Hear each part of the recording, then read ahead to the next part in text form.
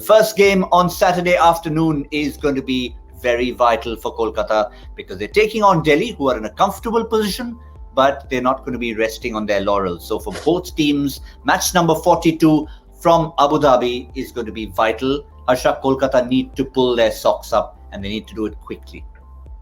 Yeah, there's something happening there. It's like someone just emptied the tires, air out of the tires. There's something that's suddenly gone off. They need to find themselves back in quickly. They've had 2 or 3 disappointing games, but I'm looking at that points table on the app just now. If they lose this one, then they're down to 10 with 3 to play. And it'll be difficult to climb back up because teams like Kings and the others are really motoring along quite well. So they need to create as much of a gap with the next team as possible. So look at Kings and Hyderabad, who are 2 points below. They win this, they create a gap of 4 and they start to distance themselves. So very important for them.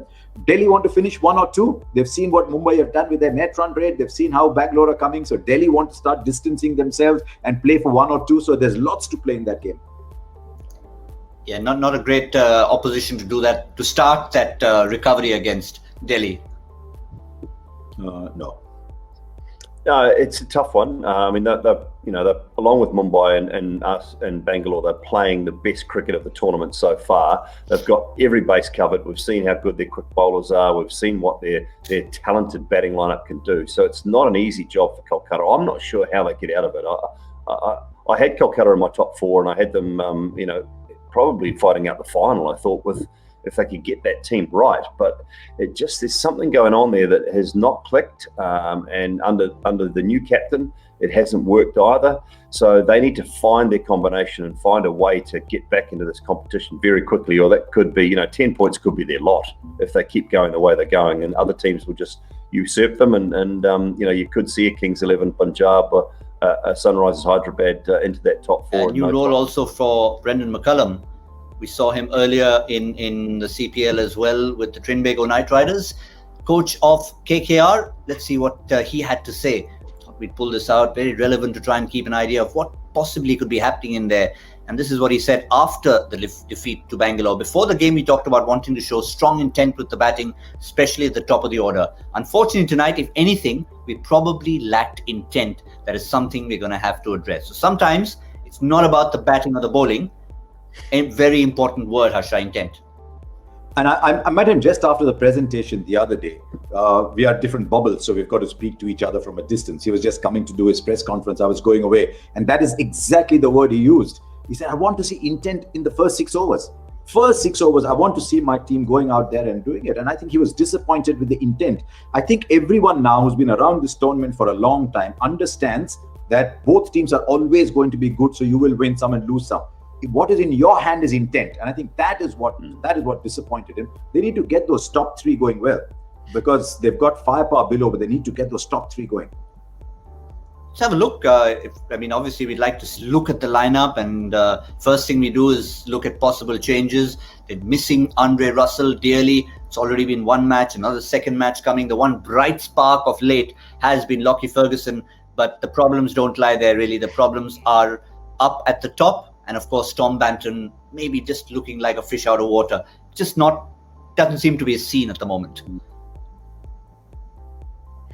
No, look, the issue around that, and we say, and I know this is going to sound a bit harsh, and we say, look, they're missing Andre Russell dearly, but they're not. They're missing his bowling, and when Lockie Ferguson comes in for Andre Russell, they get that bowling and more. And to be honest, they haven't had any runs from him. He hasn't even looked like getting runs and winning them a game. So for me, Lockie Ferguson replacing Andre Russell is probably a better bet at the moment for Kolkata. What they desperately need is runs and a settled batting lineup. And they need to make sure that batting lineup is just going to be the same for the next 2 to 3 games and figure it out. They've never batted, I don't think they're batting Dinesh Karthik in the right place. They haven't batted the skipper Eoin Morgan, who's needed to bat 4 all season. If they're going to pick Banton, then he has to open with Shubman Gill, and then they figure it out from there. Ishan Kishan at 3, and then go from Nitish Rana at 3, and then have Morgan at 4.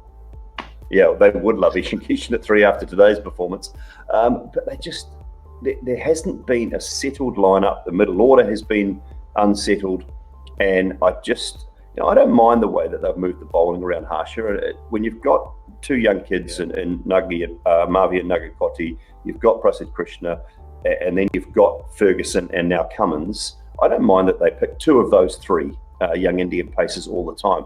Their issues have been in that top 5, 6. They just haven't been settled and haven't been able to find a combination. I could not agree more on Eoin Morgan. I mean, you look around the world, and I'm looking at the longer form of the game because that gives you an indicator of quality batsmanship. I think in the last 2 years, there have been two standout number 4s. And I've said this before, two standout number 4s in the last 2 years. One is Eoin Morgan, one is Ross Taylor. Two standout number 4s in international white ball cricket. Eoin Morgan is batting 6. Dinesh Karthik's strength is coming in at the end. Eoin Morgan's strength is in, and he's batting the best among all those in the middle order. So he's got to go at number 4 and control the game from there. Just a quick one to finish with. I mean, if we're trying to look at an X factor, and I'll finish with Simon Dool on this one. Since Tom Banton has not quite looked the part, and you've got that slot up, throw Tim Seifert in. They've got that option now. Yeah, they do have that option now. He's fresh off, coming from a decent CPL. It's not a bad option. At least he's got a little bit more international. He's got international experience anyway, ahead of what Tom Banton has. He's Brendan McCullum's type of player. You want intent. Tim Seifert's going to show intent. So that is an option. If they do it, stick with it. That's all I'm saying. Just get that order right. And it's actually unlike Brendan McCullum to be a little bit all over the place with the planning. And to chop and change that batting lineup. So I hope that if they do get Seifert in, they settle on an order for the next 2-3 games. But at some point, right. Sunil Narayan will come back, so that makes your 4th overseas player there already. Yeah. Fair enough. As and when, until he doesn't. That's certainly an option. Delhi, well, they don't have as many problems as Kolkata do.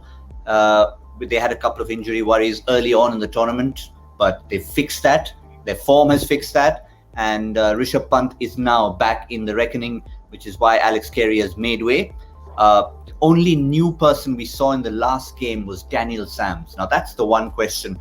Nokia made way for him. Did Daniel Sams do enough to keep his place? We just shove Nokia right back in, Asha. I think they must have been a little niggle with Nokia. Or maybe they would have thought, look, we're doing all right. Let's test out the left-hander. But unless there was a niggle, look, Nokia's had a fantastic tournament, so he just comes straight back in. Yeah, we heard on the ground there was a little niggle.